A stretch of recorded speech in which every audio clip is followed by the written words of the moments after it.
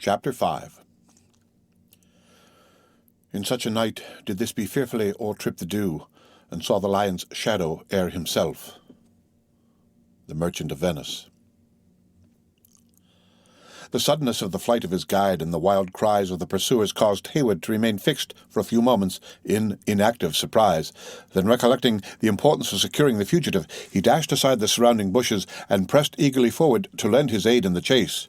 Before he had, however, proceeded 100 yards, he met the three foresters already returning from their unsuccessful pursuit. "Why so soon disheartened?" he exclaimed. "The scoundrel must be concealed behind some of these trees, and may yet be secured. We are not safe while he goes at large." "Would you set a cloud to chase the wind?" returned the disappointed scout.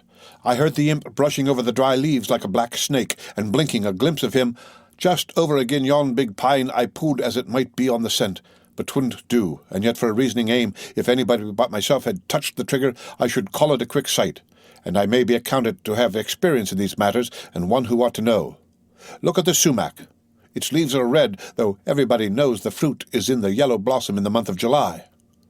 'Tis the blood of Le Subtil. He is hurt, and may yet fall."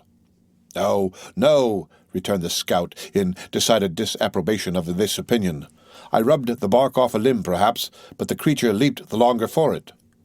A rifle bullet acts on a running animal when it barks him, much the same as one of your spurs on a horse. That is, it quickens motion and puts life into the flesh instead of taking it away. But when it cuts the ragged hole after a bound or two, there is commonly a stagnation of further leaping, be it Indian or be it deer. We are 4 able bodies to 1 wounded man." "Is life grievous to you?" interrupted the scout. "Yonder red devil would draw you within swing of the tomahawks of his comrades before you were heated in the chase. It was an unthoughtful act in a man who has so often slept with the war-whoop ringing in the air to let off his piece within sound of an ambushment. But then it was a natural temptation. 'Twas very natural. Come, friends, let us move our station, and in such fashion, too, as will throw the cunning of a Mingo on a wrong scent, or our scalps will be drying in the wind in front of Montcalm's marquee again this hour tomorrow." This appalling declaration, which the scout uttered with the cool assurance of a man who fully comprehended, while he did not fear to face the danger, served to remind Hayward of the importance of the charge with which he himself had been entrusted. Glancing his eyes around him with a vain effort to pierce the gloom that was thickening beneath the leafy arches of the forest, he felt as if, cut off from human aid, his unresisting companions would soon lie at the entire mercy of those barbarous enemies who, like beasts of prey, only waited till the gathering darkness might render their blows more fatally certain. His awakened imagination, deluded by the deceptive light, converted each waving bush or the fragment of some fallen tree into human forms, and 20 times he fancied he could distinguish the horrid visages of his lurking foes peering from their hiding places in never-ceasing watchfulness of the movements of his party. Looking upward, he found that the thin fleecy clouds which evening had painted on the blue sky were already losing their faintest tints of rose color, while the embedded stream which glided past the spot where he stood was to be traced only by the dark boundary of its wooded banks. "What is to be done?" he said, feeling the utter helplessness of doubt in such a pressing strait. "Desert me not, for God's sake. Remain to defend those I escort, and freely name your own reward." His companions, who conversed apart in the language of their tribe, heeded not this sudden and earnest appeal. Though their dialogue was maintained in low and cautious sounds, but little above a whisper, Hayward, who now approached, could easily distinguish the earnest tones of the younger warrior from the more deliberate speeches of his seniors. It was evident that they debated on the propriety of some measure that nearly concerned the welfare of the travellers. Yielding to his powerful interest in the subject, and impatient of a delay that seemed fraught with so much additional danger, Hayward drew still nigher to the dusky group, with an intention of making his offers of compensation more definite, when the white man, motioning with his hand as if he conceded the disputed point, turned away, saying in a sort of soliloquy and in the English tongue, "Uncas is right. It would not be the act of men to leave such harmless things to their fate, even though it breaks up the harbouring place forever. If you would save these tender blossoms from the fangs of the worst of serpents, gentlemen, you have neither time to lose nor resolution to throw away." "How can such a wish be doubted? Have I not already offered—" "Offer your prayers to him who can give us wisdom to circumvent the cunning of the devils who fill these woods," calmly interrupted the scout. "But spare your offers of money, which neither you may live to realize nor I to profit by. These Mohicans and I will do what man's thoughts can invent to keep such flowers which, though so sweet, were never made for the wilderness, from harm, and that without hope of any other recompense but such as God always gives to upright dealings. First, you must promise 2 things, both in your own name and for your friends, or without serving you, we shall only injure ourselves. Name them.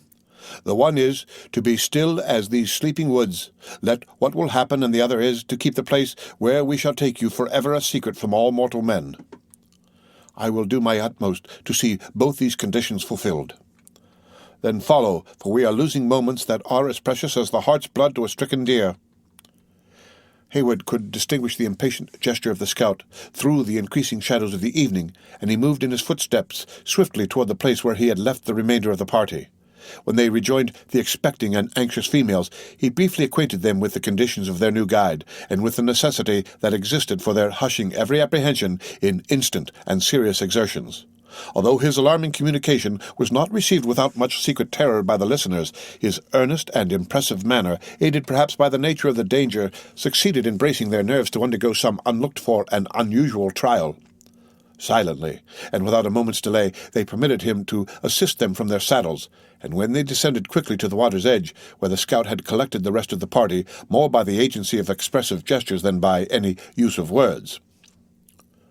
"What to do with these dumb creatures?" muttered the white man, on whom the sole control of their future movements appeared to devolve. "It would be time lost to cut their throats and cast them into the river, and to leave them here would be to tell the Mingoes that they have not far to seek to find their owners." "Then give them their bridles, and let them range the woods," Hayward ventured to suggest. "No. It would be better to mislead the imps, and make them believe that they must equal a horse's speed to run down their chase. Aye, that will blind their fireballs of eyes. Chinkit, hist, what stirs the bush?" "The colt." That colt at least must die," muttered the scout, grasping at the mane of the nimble beast, which easily eluded his hand. "Uncas, your arrows." "Hold!" exclaimed the proprietor of the condemned animal aloud, without regard to the whispering tones used by the others. "Spare the foal of Miriam. It is the comely offspring of a faithful dam, and would willingly injure not." "When men struggle for the single life God has given them," said the scout sternly, "even their own kind seem no more than the beasts of the wood. If you speak again, I shall leave you to the mercy of the Maquas. Draw to your arrow's head, Uncas. We have no time for second blows." The low muttering sounds of his threatening voice were still audible when the wounded foal, first rearing on its hinder legs, plunged forward to its knees. It was met by Chingachgook, whose knife passed across its throat quicker than thought, and then, precipitating the motions of the struggling victim, he dashed into the river, down whose stream it glided away, gasping audibly for breath with its ebbing life. This deed of apparent cruelty, but of real necessity, fell upon the spirits of the travellers like a terrific warning of the peril in which they stood, heightened as it was by the calm, though steady resolution of the actors in the scene.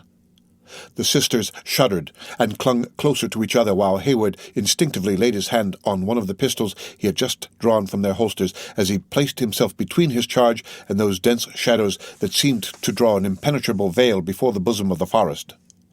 The Indians, however, hesitated not a moment, but taking the bridles, they led the frightened and reluctant horses into the bed of the river.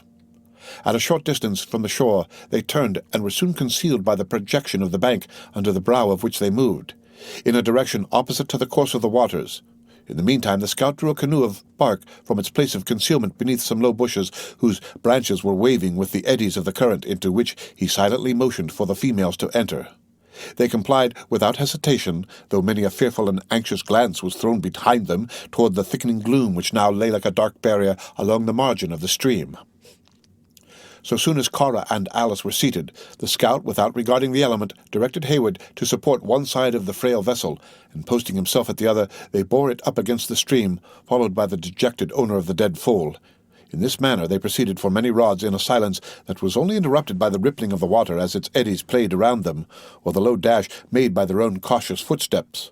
Hayward yielded the guidance of the canoe implicitly to the scout, who approached or receded from the shore to avoid the fragments of rocks or deeper parts of the river with a readiness that showed his knowledge of the route they held.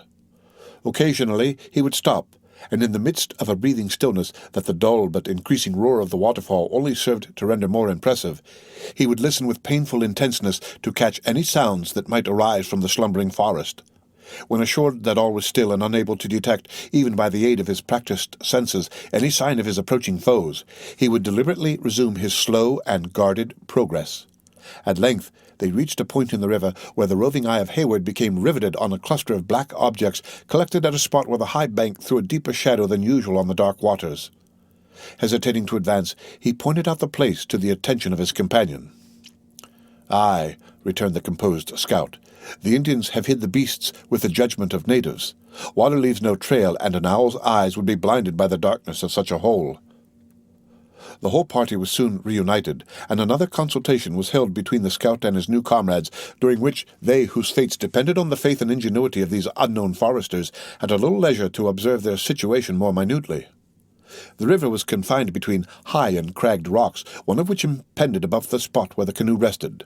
As these again were surmounted by tall trees, which appeared to totter on the brows of the precipice, it gave the stream the appearance of running through a deep and narrow dell. All beneath the fantastic limbs and ragged treetops which were, here and there, dimly painted against the starry zenith, lay alike in shadowed obscurity. Behind them the curvature of the banks soon bounded the view by the same dark and wooded outline.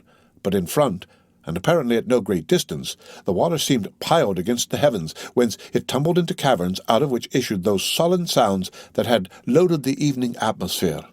It seemed in truth to be a spot devoted to seclusion, and the sisters imbibed a soothing impression of security as they gazed upon its romantic, though not unappalling, beauties. A general movement among their conductors, however, soon recalled them from a contemplation of the wild charms that night had assisted to lend the place to a painful sense of their real peril. The horses had been secured to some scattering shrubs that grew in the fissures of the rocks, where, standing in the water, they were left to pass the night. The scout directed Hayward and his disconsolate fellow-travellers to seat themselves in the forward end of the canoe, and took possession of the other himself, as erect and steady as if he floated in a vessel of much firmer materials. The Indians warily retraced their steps toward the place they had left, when the scout, placing his pole against a rock, by a powerful shove, sent his frail bark directly into the turbulent stream. For many minutes the struggle between the light bubble in which they floated and the swift current was severe and doubtful. Forbidden to stir even a hand, and almost afraid to breathe lest they should expose the frail fabric to the fury of the stream, the passengers watched the glancing waters in feverish suspense. 20 times they thought the whirling eddies were sweeping them to destruction, when the master hand of their pilot would bring the bows of the canoe to stem the rapid. A long, a vigorous, and, as it appeared to the females, a desperate effort closed the struggle. Just as Alice veiled her eyes in horror under the impression that they were about to be swept within the vortex at the foot of the cataract, the canoe floated, stationary, at the side of a flat rock that lay on a level with the water. "Where are we, and what is next to be done?" demanded Hayward, perceiving that the exertions of the scout had ceased. "You are at the foot of Glens," returned the other, speaking aloud without fear of consequences within the roar of the cataract, "and the next thing is to make a steady landing, lest the canoe upset and you should go down again the hard road we have travelled faster than you came up. 'Tis a hard rift to stem when the river is a little swelled, and 5 is an unnatural number to keep dry in a hurry-scurry with a little birchen bark and gum. There, go you all on the rock, and I will bring up the Mohicans with the venison. A man had better sleep without his scalp than famish in the midst of plenty." His passengers gladly complied with these directions. As the last foot touched the rock, the canoe whirled from its station, when the tall form of the scout was seen, for an instant, gliding above the waters before it disappeared in the impenetrable darkness that rested on the bed of the river. Left by their guide, the travellers remained a few minutes in helpless ignorance, afraid even to move along the broken rocks, lest a false step should precipitate them down one of the many deep and roaring caverns into which the water seemed to tumble on every side of them. Their suspense, however, was soon relieved, for, aided by the skill of the natives, the canoe shot back into the eddy and floated again at the side of the low rock before they thought the scout had even time to rejoin his companions. "We are now fortified, garrisoned, and provisioned," cried Hayward cheerfully, "and may set Montcalm and his allies at defiance. How now, my vigilant sentinel, can see anything of those you call the Iroquois on the mainland?" "I call them Iroquois, because to me every native who speaks a foreign tongue is accounted an enemy, though he may pretend to serve the king. If Webb wants faith and honesty in an Indian, Let him bring out the tribes of the Delawares, and send these greedy and lying Mohawks and Oneidas with their 6 nations of varlets, where in nature they belong, among the French. We should then exchange a warlike for a useless friend. I have heard that the Delawares have laid aside the hatchet, and are content to be called women. Aye, shame on the Hollanders and Iroquois, who circumvented them by their deviltries into such a treaty. But I have known them for 20 years, and I call him liar that says cowardly blood runs in the veins of a Delaware. You have driven their tribes from the seashore, and would now believe what their enemies say, that you may sleep at night upon an easy pillow.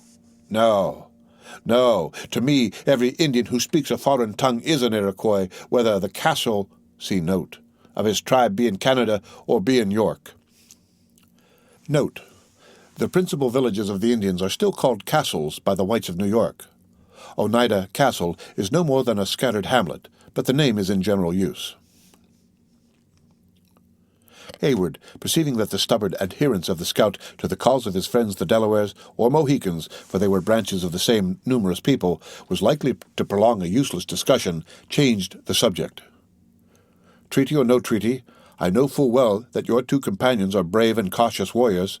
Have they heard or seen anything of our enemies? An Indian is a mortal to be felt afore he is seen, returned the scout, ascending the rock and throwing the deer carelessly down. I trust to other signs than such as come in at the eye when I am outlying on the trail of the Mingoes. Do your ears tell you that they have traced our retreat? I should be sorry to think they had, though this is a spot that stout courage might hold for a smart scrimmage. I will not deny, however, but the horses cowered when I passed them, as though they scented the wolves, and a wolf is a beast that is apt to hover about an Indian ambushment, craving the offals of the deer the savages kill. You forgot the buck at your feet, or may we not owe their visit to the dead colt? Ha! What noise is that? Poor Miriam, murmured the stranger. Thy foe was foreordained to become a prey to ravenous beasts. Then suddenly lifting up his voice amid the eternal din of the waters, he sang aloud, Firstborn of Egypt smited he, of mankind and of beast also. O Egypt, wonders sent midst thee, on Pharaoh and his servants too. The death of the colt sits heavy on the heart of its owner, said the scout, but it's a good sign to see a man account upon his dumb friends. He has the religion of the matter, in believing what is to happen will happen, and with such a consolation it won't be long afore he submits to the rationality of killing a 4-footed beast to save the lives of human men. It may be as you say, he continued, reverting to the purport of Hayward's last remark, and the greater the reason why we should cut our stakes and let the carcass drive down the stream, or we shall have the pack howling among the cliffs, begrudging every mouthful we swallow. Besides, though the Delaware tongue is the same as a book to the Iroquois, the cunning varlets are quick enough at understanding the reason of a wolf's howl. The scout, while making his remarks, was busied in collecting certain necessary implements. As he concluded, he moved silently by the group of travelers, accompanied by the Mohicans, who seemed to comprehend his intentions with instinctive readiness. When the whole 3 disappeared in succession, seeming to vanish against the dark face of a perpendicular rock that rose to the height of a few yards within as many feet of the water's edge. The end of Chapter 5 of The Last of the Mohicans.